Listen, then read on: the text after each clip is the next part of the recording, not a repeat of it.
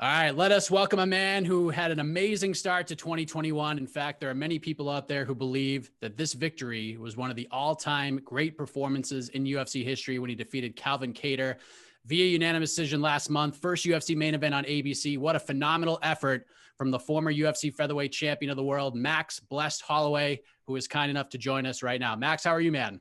I'm doing good, boss. How you doing, Michael? I'm doing great. So there's one thing I wanted to ask you right off the bat, Max. And first off, congratulations on the win. We'll get into the fight more in a moment, but I'm kind of in awe by the way you can sort of separate yourself from Max Holloway, the fighter, and go to like Max Holloway, the guy, and do it so quickly because you go out there and you have this incredible performance. And normally fighters sort of enjoy the limelight after a win like that. They celebrate it. You do your duties, you have your press conference after the fight, and it's right back to Max, the dad, the fiance, the gamer, the guy, and you do it so effortlessly when a lot of fighters aren't able to do that. So how have you, like, is this something you've always been able to do, or is this something you learned to do along the way? I mean, I, I, I've been fighting since I was 16. I've been in the UFC since I was 20. You know what I mean? I'm 9 year, 9 year vet. I'm old as shit, man. Time is creeping up on me. But now all jokes aside, you gotta learn how to separate it. You gotta learn how to separate. Life is about balance. Yin and yang. I don't know if you believe in that kind of stuff, but life is about balance. You gotta be balanced. If you put in too much one thing on one side, then stuff start getting unbalanced. If you start doing here and then start getting unbalanced, it's like you just want life is balanced. So I try to keep my life as balanced as it can be. I know I got to be a father. I know I need to be a fiance, especially since my fiance is always there for me whenever I need her. And Rush. Rush really needs a dad. I know how it is growing up without a dad, and I love video games, like you said. Facebook gaming, baby. Max Holloway official, come through and show some love, bro. Come support.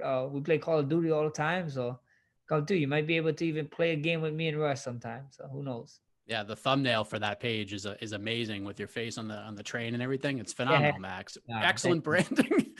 How much do you think that's being able to separate that has helped you in your career? Because like even on this side with the media, it's hard to separate from it, right? Like you get off duty, but you don't want to have that like that FOMO. You don't want to miss out on any of the big news. Like how much do you feel that's helped you being able to separate the two worlds in your fighting career?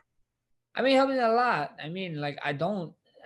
Yeah, I know. I don't have that FOMO, I guess, with big news or big things happening. I don't even watch fights, to be honest. But even in the news, sometimes I'm streaming or I'm texting or somebody texts me, "Hey, you heard this?" I was like, "Oh, but that's cool, It is what it is, You gotta learn how to separate it for sure, though. But I just think it comes to time, It comes to time. It comes to a point where I'm at a point in my career where I just want to focus on me. I want to focus on what I can do. I really want to give my best to my career and then also to my stuff, and then have a great life after fighting's all said and done. So let's talk about the fight and sort of the buildup itself, because you probably heard this and you talked about it a little bit on the build to the fight. There's this narrative heading into it that Max isn't over that second fight with Alexander Volkanovski because of the judges. He might be looking past Calvin Kattar, which when I spoke with Calvin ahead of the fight, he thought that might be a factor heading into January 16th. Turns out that couldn't have been further from the truth. Were you at least seeing and hearing that stuff on the build to the fight? You see and hear stuff, I see here all kind of stuff. I heard a bunch of people calling me out in the fight because of the fights. I heard people telling me I was done, this and that. Yeah, I mean, it didn't bother me. I know where my focus is. I know what I did. I know all the work I did. I know all the sacrifices I had to do.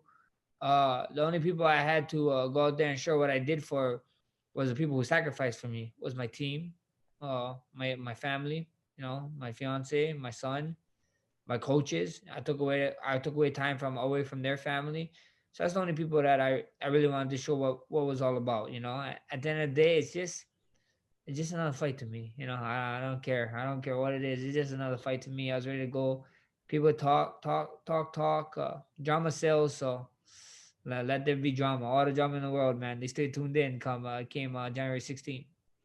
You say it was just another fight, and people are always appreciative of you because you're always ready to fight. That's one of the things people really love about you. But I don't know if it's just me, Max, but like all fight week, there just seemed like there was something a little bit different about you, that like there was a little more intensity to you. Like that's how I saw it. Like, is that accurate at all? Or am I just like reading too much into how it looked on camera? I mean, I don't know. Maybe it could have been. I mean, it was just an intense week, I guess. I guess so because of ABC too. I guess it was because of that. It's a big history. And it was the first fight of the year in 3 weeks. And in 3 weeks there was no UFCs, and then we got to open up the year, and I got to be the first main event on ABC. So I think so that, and you wasn't wrong in that sense. And yeah, it was just big stuff. It's just I get to edge my name in the history books along legends of Muhammad Ali, Sugar Ray Leonard, all these guys that got to fight on ABC, and now my name is up there with them, and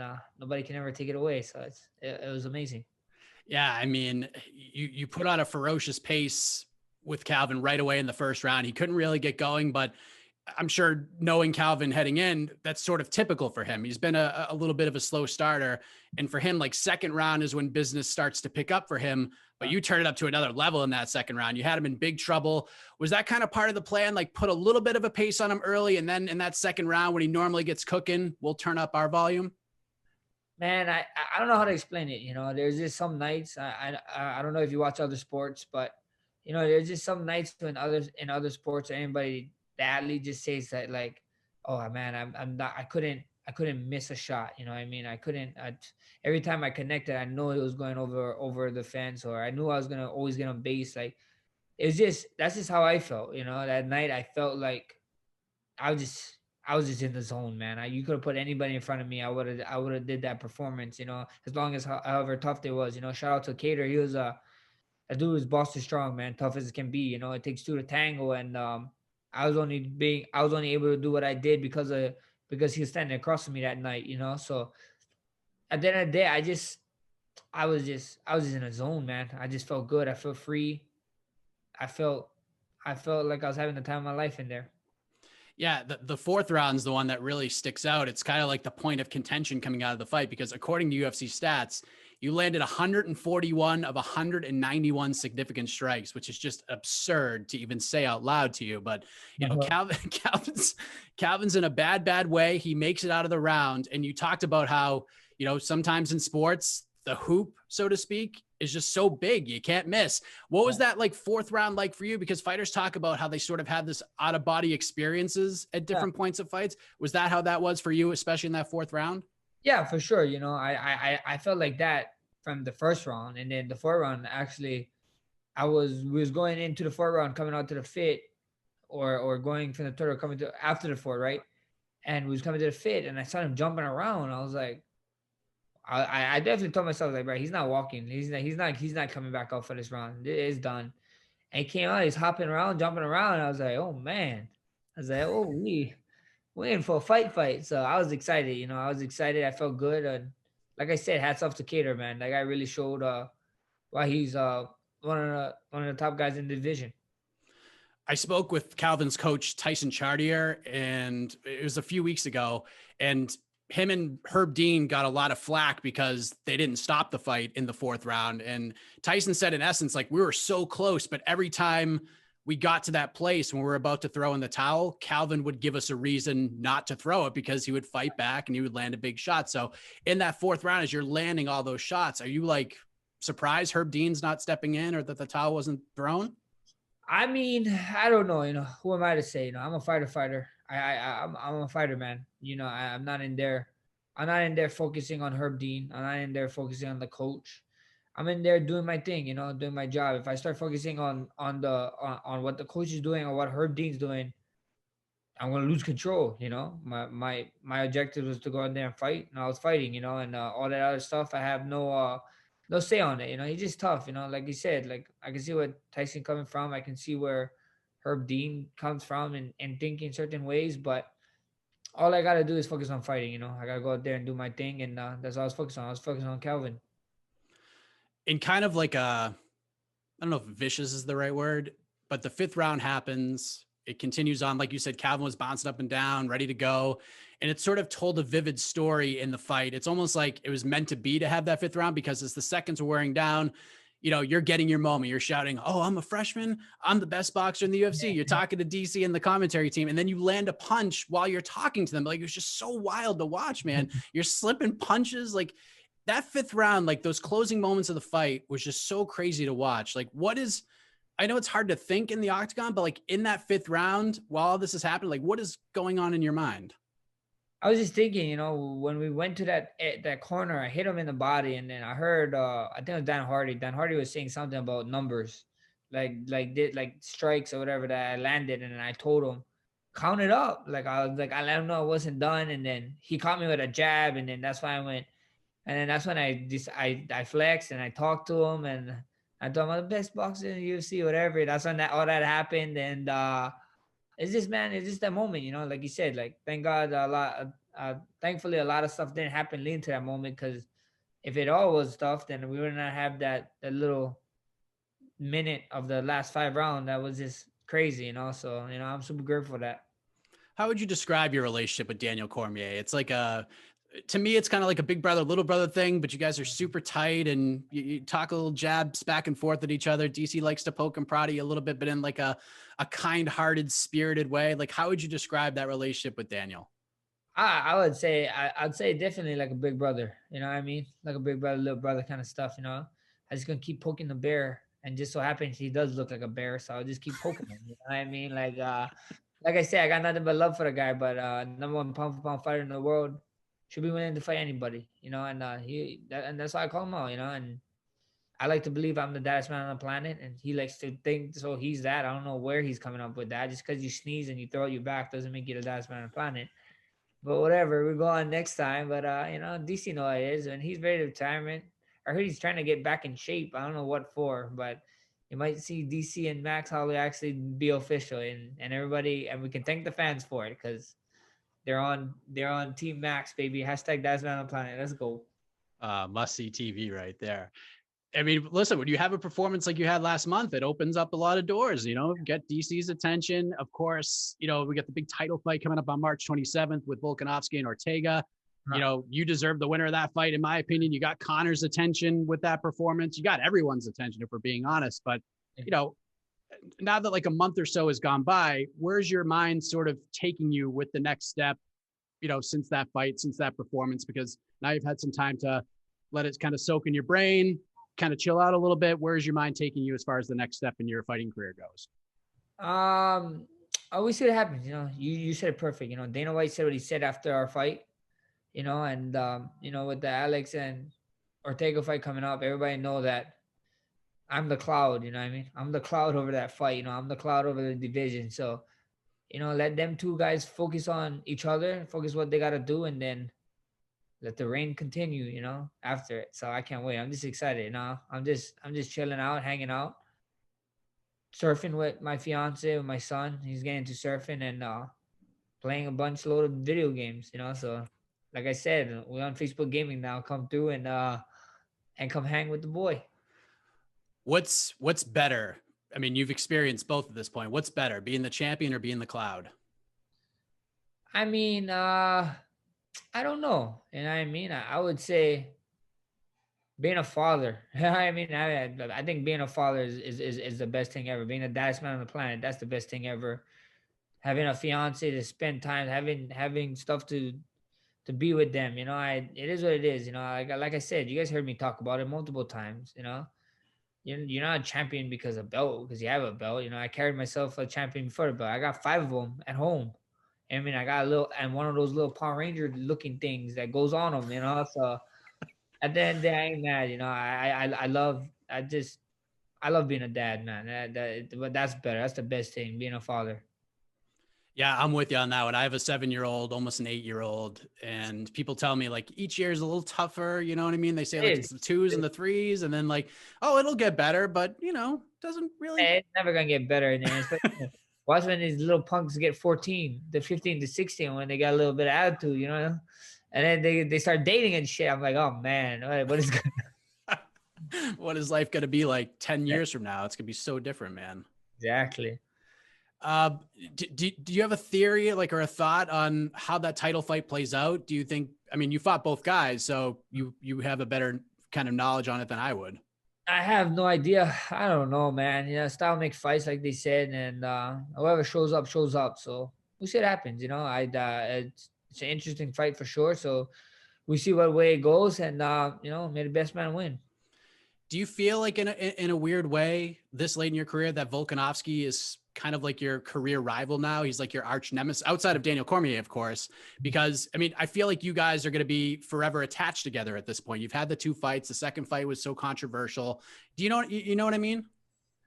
Uh, I mean, no, I don't look at that at anything with anyone. Like this is just it's what I do. I fight. I fight whoever it is. I don't make these narratives, this and that. But somebody wants to, they can go ahead. Like I said, drama sells. So if somebody wants to bring the drama, I ain't gonna be. But if you want to be about a big drama show, then go and do it. Go and say that. But at the end of the day, I got no mind. I just focus on me. I focus what I control. I focus on what I can do, how I can make myself a better person in and out the octagon, and we're going from there. You just want to be challenged. You want to fight the best guys possible at this point. Doesn't matter name. You just want the very best guy to stand across from the octagon with you at this point. Oh, 100%. I want to be, when all this money and this fame and whatever it is, this interviewers, when they don't want to do me anymore, when it's all said and done, when I leave this earth, whatever happens, I want my name to be amongst the greats, in this sports, in all the sports, not only in this division. So whatever that takes, let me know, and I'm willing to take that road. I know you said you don't watch a lot of fights, but did you watch the fight between Dustin Poirier and Conor McGregor? No, but I saw it happen. I saw clips of here and there, and well, crazy. It just shows how crazy MMA sports is, right? MMA is one of the most wild sports there is. I do. Two last things before I let you go. I do want to talk about the gaming channel a little bit more in a moment, but I just wanted to get some clarification on something because the last couple of fights, this one with Calvin especially, you said you didn't spar. And by that, do you mean like that you just didn't hard spar or like no sparring at all? I'm just curious how that works because is there somebody that's like mimicking Calvin in the gym in any way? Or is this just pure instinct and experience taking over more than anything? Yeah, we didn't spar. We didn't hard spar. We didn't go on there and spar, like fight spar. We went in Right. there, we moved a lot, we moved around. You know what I mean? Like I saw stuff, but it was for looks. It was mainly for looks, and that's what it was for. That's what it was about. Like I wasn't. You don't, you know what I mean? Why damage the motherboard before getting to the main show? So that's just the way we look at it. I didn't really hard spar, not at all. Like we moved. I saw movements. We mimicked Calvin for sure. Just to give me an idea, but that was about it. Yeah, I think it's so smart. Now we're seeing stories of, past fighters like Spencer Fisher. That story is just crazy, seeing like the long-term effects of sparring and the wars he had in the octagon and out of the octagon. It's a scary thing, man. When did you sort of realize like, I don't need this anymore? Like I fought long enough. Like I don't need to do the hard sparring thing anymore. I mean, I kind of knew of it. It's just like anybody else. I'm not telling people to stop sparring. There comes an age where you can stop. And I think so. Most UFC guys, we can. We went through it a lot. If you got to UFC, that means you've been to some fights, and you're here by a reason. So you had to put in the work to get here. Nobody gets here by chance or luck, really. And once you're at that point, then it's smarter. It's better. And this is a new way to do it. So at the end of the day, it was just time. I had so much time. I had so much time where I did certain things where it's like, oh, this happened to me, so I had to fight through this in amateur fights, you know what I mean? And even in sparring. And it was just, you look at other sports, like the NFL, you know what I mean, or football. When you're playing like little school leagues, or when you're playing park leagues, you're hitting. You play high school leagues, you're hitting. You know what I mean? You go to college, depending on what college you go, they actually stop hitting. They hit during the spring, and then during the whole season, they're not hitting. You go to NFL, they don't put on no pads to hit each other. It's just why? Why are these guys doing that? Why don't we try and do that? And that's what we did. I got a son. Like I said, I want to be a great dad. I want to be a great grandfather. And if I live that long, I want to be a great great grandfather. You know what I mean? So at the end of the day, that's just what I'm thinking. I'm just thinking long term goals, long term life, and I don't want to put no extra stress on any loved ones. Well said. So let's talk about the gaming, because like I said, I do follow you on Facebook. I see the Blessed Express is going live. You're hanging out with the peeps. You're playing some games. Like I said, the thumbnail absolutely rules. Talk about that. Like, do you have set times when you actually do it, or is it just like, surprise, I'm playing games? Like, Uh, is it just on Facebook, or is there other outlets they can find it as well? I'm just on Facebook. All my videos that we post up is on Facebook. So come on through and give them live. Max Holloway official, like I said. I go on almost every day. Around it's like a time around 2 to 3 p.m. Hawaii State time, and then sometimes I jump in the morning around 8 o'clock Hawaii State time. Certain days when I'm not training, but most of the time I'm back. I'm on around 2 to 4 p.m. Hawaii State time. So if you guys ever want to come through Monday to Friday to Sunday, and then the weekdays, Saturday or Sunday, if you're a supporter, I play with supporters. So that's what I do. It's so much good fun, man. It's just a way to get away from everything and just I'm a big Call of Duty guy, so I love running through Verdansk, so it's super fun. So it's mostly Call of Duty. It's always Call of Duty. Okay. I don't play nothing else. I mean, I'm waiting for this game called Animal Crossing to not Animal Crossing, but Party Animals to come out. It's like a little fighting game with like cartoon dogs and stuff, animated dogs and crocodiles. It's so cool, but they're fighting in it, so that's what I'm waiting for. There you go. What do you think of the Raptors this year? They turn it around. They turn it around. The Raptors turn around, baby. So I can't wait. You can't be just jumping the ship. Like I know this having a tough opening.